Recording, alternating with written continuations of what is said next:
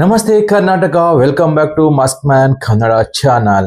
ನಮ್ಮ king number 1. ಹೌದು, ನೀವು ಕೇಳ್ತಾ ಇರೋದು ನಿಜ ಆಗಿರ್ತದೆ. ಇವಾಗ ಕಿಂಗ್ ಕೊಹ್ಲಿ ODI ರ್ಯಾಂಕಿಂಗ್ ನಲ್ಲಿ ನಂಬರ್ 1 ಸ್ಥಾನಕ್ಕೆ ಏರಿದ್ದಾರೆ. ಕೊಹ್ಲಿ ಈಗ 2 ಫಾರ್ಮೆಟ್ ಗಳಿಗೆ ವಿದಾಯ ಹೇಳಿದ್ದಾರೆ. ಅವರು ಇವಾಗ ಕೇವಲ ಒಂದೇ ಫಾರ್ಮೆಟ್ ಅನ್ನು ಆಡ್ತಾ ಇದ್ದಾರೆ, ಅದು ODI ಆಗಿರ್ತದೆ. ಸೊ ಇವಾಗ ODI ನಲ್ಲಿ ವಿರಾಟ್ ಕೊಹ್ಲಿ ನಂಬರ್ 1 ಆಗಿದ್ದಾರೆ. 1763 ದಿನಗಳ ನಂತರ, ಅಂದರೆ ಸರಿಸುಮಾರು 4 ವರ್ಷಗಳ ನಂತರ ವಿರಾಟ್ ಕೊಹ್ಲಿ ಇದೀಗ ನಂಬರ್ 1 ಸ್ಥಾನಕ್ಕೆ ಏರಿದ್ದಾರೆ. ನಿಮ್ಗೆ ಗೊತ್ತಿರಬಹುದು, ಮೊದಲೆಲ್ಲ ವಿರಾಟ್ ಕೊಹ್ಲಿ 3 ಫಾರ್ಮೆಟ್ ಗಳಲ್ಲೂ ಕೂಡ ನಂಬರ್ 1 ಸ್ಥಾನದಲ್ಲಿದ್ರು. ಆದ್ರೆ ಇವಾಗ ಅವರು ಆಡ್ತಿರೋದು ಕೇವಲ ODI ಮ್ಯಾಚ್ ಮಾತ್ರ ಆಗಿರ್ತದೆ. ಆದ್ರಿಂದ ಇವಾಗ ವಿರಾಟ್ ಕೊಹ್ಲಿ ODI ನಲ್ಲಿ ನಂಬರ್ 1 ಸ್ಥಾನಕ್ಕೆ ಬಂದಿದ್ದಾರೆ. ಅವರ ಬ್ಯಾಟಿಂಗ್ ಅವರೇಜ್ ಅಥವಾ ಅವರ ಬ್ಯಾಟಿಂಗ್ ಕನ್ಸಿಸ್ಟೆನ್ಸಿ ಇದೆಲ್ಲವೂ ಕೂಡ ನಂಬರ್ 1 ಬರಲಿಕ್ಕೆ ಕಾರಣ ಅಂತ ಹೇಳ್ಬೋದು. ಇತ್ತೀಚಿನ ಕೆಲವು ತಿಂಗಳುಗಳಲ್ಲಿ ವಿರಾಟ್ ಕೊಹ್ಲಿ ಅವರ ಫಾರ್ಮ್ ನೀವೇ ನೋಡಿರ್ತೀರಾ. ಸೊ ಅಂತಹ ಉತ್ತಮ ಫಾರ್ಮ್ ಹೊಂದಿರುವಂತಹ ವಿರಾಟ್ ಕೊಹ್ಲಿಗೆ ಇದೀಗ ನಂಬರ್ 1 ಪಟ್ಟ ಒಲಿದು ಬಂದಿದೆ. ವಿರಾಟ್ ಅಭಿಮಾನಿಗಳಿಗೆ ಇದು ಒಂದು ದೊಡ್ಡ ಖುಷಿಯ ವಿಷಯವಾಗಿದೆ. ಯಾಕಂದ್ರೆ ಹೇಳಿದ್ರೆ ಸರಿಸುಮಾರು 4 ವರ್ಷಗಳ ನಂತರ ಕಿಂಗ್ ನಂಬರ್ 1 ಸ್ಥಾನಕ್ಕೆ ಬಂದಿದ್ದಾರೆ. ಕೊಹ್ಲಿ ಅವರು ಇವಾಗ ನಂಬರ್ 1 ಪಟ್ಟಕ್ಕೇರಿದ್ದಾರೆ. ಆದ್ರೆ ನಂಬರ್ 1 ಸ್ಥಾನದಲ್ಲಿದ್ದಂತಹ ರೋಹಿತ್ ಶರ್ಮಾ ಅವರು ಇವಾಗ ನಂಬರ್ 3ಕ್ಕೆ ಇಳಿದಿದ್ದಾರೆ. ಸೊ ನ್ಯೂಜಿಲೆಂಡ್ ನ ಸ್ಟಾರ್ ಬ್ಯಾಟರ್ ಆದಂತಹ ಡ್ಯಾರೆಲ್ ಮಿಚೆಲ್ ಅವರು ಕೊಹ್ಲಿಗಿಂತ ಕೇವಲ 1 ರ್ಯಾಂಕಿಂಗ್ ನಿಂದ ಹಿಂದೆ ಇದ್ದಾರೆ. ವಿರಾಟ್ ಕೊಹ್ಲಿ 785 ಪಾಯಿಂಟ್ಗಳೊಂದಿಗೆ ಅಗ್ರಸ್ಥಾನಿಯಾದರೆ ಡ್ಯಾರೆಲ್ ಮಿಚೆಲ್ 784 ಪಾಯಿಂಟ್ ನಿಂದ 2ನೇ ಸ್ಥಾನದಲ್ಲಿದ್ದಾರೆ. ಸೊ ಒಂದೇ ಪಾಯಿಂಟ್ ಡಿಫರೆನ್ಸ್ ಆಗಿರ್ತದೆ. ಸೊ ಈ ಸೀರೀಸ್ ನಲ್ಲಿ ಏನ್ ಬೇಕಾದ್ರೂ ಆಗ್ಬಹುದು.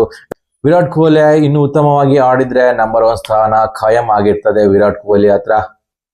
ಇನ್ನು ಮುಂದಿನ ವಾರ ಇನ್ನೊಮ್ಮೆ ಈ ರ್ಯಾಂಕಿಂಗ್ ಪಟ್ಟಿಯ ಬದಲಾವಣೆ ಆಗ್ತದೆ. ಸೊ ಆವಾಗ ಕೊಹ್ಲಿ ನಂಬರ್ 1 ಆಗಿರ್ತಾರ ಅನ್ನೋದು ಕೂಡ ಇವಾಗ ಯಕ್ಷ ಪ್ರಶ್ನೆಯಾಗಿ ಉಳಿದಿದೆ. ಯಾಕಂದ್ರೆ ಈ 2 ಮ್ಯಾಚ್ ಗಳಲ್ಲಿ ಕೊಹ್ಲಿ ಉತ್ತಮ ಫಾರ್ಮ್ ತೋರಿದ್ರೆ, ಡ್ಯಾರೆಲ್ ಮಿಚೆಲ್ ಸ್ವಲ್ಪ ಮಟ್ಟಿನ ಫಾರ್ಮ್ ತೋರಿದ್ರೆ, ಸೊ ವಿರಾಟ್ ಕೊಹ್ಲಿ ನಂಬರ್ 1 ಆಗಿರ್ತಾರೆ. ಒಂದು ವೇಳೆ ಡ್ಯಾರೆಲ್ ಮಿಚೆಲ್ ಒಳ್ಳೆ ರೀತಿಯ ಪರ್ಫಾರ್ಮೆನ್ಸ್ ಕೊಟ್ರೆ ಡ್ಯಾರೆಲ್ ಮಿಚೆಲ್ ನಂಬರ್ 1 ಆಗಿರ್ತಾರೆ. ವಿರಾಟ್ ಕೊಹ್ಲಿ ನಂಬರ್ 2ಗೆ ಬರ್ತಾರೆ ಅಂತ ಹೇಳ್ಬಹುದು.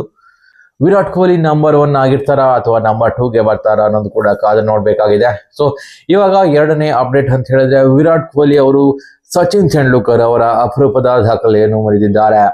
ನ್ಯೂಜಿಲೆಂಡ್ ವಿರುದ್ಧ ಅಂತಾರಾಷ್ಟ್ರೀಯ ಪಂದ್ಯಗಳಲ್ಲಿ ವಿರಾಟ್ ಕೊಹ್ಲಿ ಇದೀಗ ಭಾರತೀಯನಾಗಿ ಅತಿ ಹೆಚ್ಚು ರನ್ ಮಾಡಿದವರಾಗಿರ್ತಾರೆ. ಸೊ ಇದಕ್ಕೂ ಮುಂಚೆ ಸಚಿನ್ ತೆಂಡೂಲ್ಕರ್ ಅವರ ಹೆಸರಿನಲ್ಲಿತ್ತು. ದಿಗ್ಗಜರಾದಂತಹ ಸಚಿನ್ ನ್ಯೂಜಿಲೆಂಡ್ ವಿರುದ್ಧ ಅತಿ ಹೆಚ್ಚು ರನ್ ಮಾಡಿದ ಭಾರತೀಯನಾಗಿರ್ತಾರೆ. ಸೊ ಈಗ ಅವರ ಈ ದಾಖಲೆಯನ್ನು ವಿರಾಟ್ ಕೊಹ್ಲಿ ಅವರು ಮುರಿತಾರೆ. ಸೊ ಇವಾಗ ನೋಡೋದಾದ್ರೆ ವಿರಾಟ್ ಕೊಹ್ಲಿ ನ್ಯೂಜಿಲೆಂಡ್ ವಿರುದ್ಧ ಅತಿ ಹೆಚ್ಚು ರನ್ ಮಾಡಿದಂತಹ ಆಟಗಾರನಾಗಿರ್ತಾನೆ, ಅದು ಇಂಡಿಯಾದ ಆಟಗಾರ. ಸೊ ಓವರ್ ಆಲ್ ನೋಡೋದಾದ್ರೆ ಯಾರು ಹೈಯೆಸ್ಟ್ ನ್ಯೂಜಿಲೆಂಡ್ ವಿರುದ್ಧ ರನ್ ಮಾಡಿದ್ದಾರೆ ಅಂತ ಹೇಳಿದ್ರೆ ರಿಕ್ಕಿ ಪಾಂಟಿಂಗ್ ಅವರು ಅತಿ ಹೆಚ್ಚು ರನ್ ಗಳನ್ನು ಮಾಡಿರ್ತಾರೆ. ಓವರ್ ಆಲ್ ಆಗಿ ನೋಡೋದಾದ್ರೆ ನ್ಯೂಜಿಲೆಂಡ್ ವಿರುದ್ಧ ರಿಕ್ಕಿ ಪಾಂಟಿಂಗ್ ಅವರ ರನ್ ಹೈಯೆಸ್ಟ್ ಆಗಿರ್ತದೆ. ಪಾಂಟಿಂಗ್ ಅವರು 1971 ರನ್ಗಳಿಂದ ಅಗ್ರಸ್ಥಾನಿಯಾದರೆ ವಿರಾಟ್ ಕೊಹ್ಲಿ ನಂಬರ್ 2 ಸ್ಥಾನದಲ್ಲಿರ್ತಾರೆ. 1751 ರನ್ಗಳಿಂದ ವಿರಾಟ್ ಕೊಹ್ಲಿ ನಂಬರ್ 2 ಪ್ಲೇಸ್ ನಲ್ಲಿದ್ದಾರೆ. ಸಚಿನ್ ತೆಂಡೂಲ್ಕರ್ 1750 ರನ್ಗಳಿಂದ ನಂಬರ್ 3 ಸ್ಪಾಟ್ ನಲ್ಲಿ ಇರ್ತಾರೆ.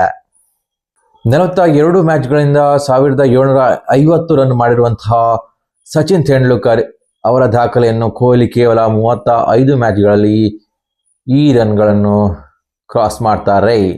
ಸೊ ಅದರಿಂದ ಇವಾಗ ನ್ಯೂಜಿಲೆಂಡ್ ವಿರುದ್ಧ ಅತಿ ಹೆಚ್ಚು ರನ್ ಮಾಡಿದ ಭಾರತೀಯನಾಗಿ ಹೊರಹೊಮ್ಮುತ್ತಾರೆ ವಿರಾಟ್ ಕೊಹ್ಲಿ. ಒಂದ್ ವೇಳೆ ನಿಮ್ಗೆ ಈ ಮಾಹಿತಿ ಇಷ್ಟವಾದ್ರೆ ಲೈಕ್ ಮಾಡಿ, ಸಬ್ಸ್ಕ್ರೈಬ್ ಮಾಡಿ. ನಮಸ್ಕಾರ.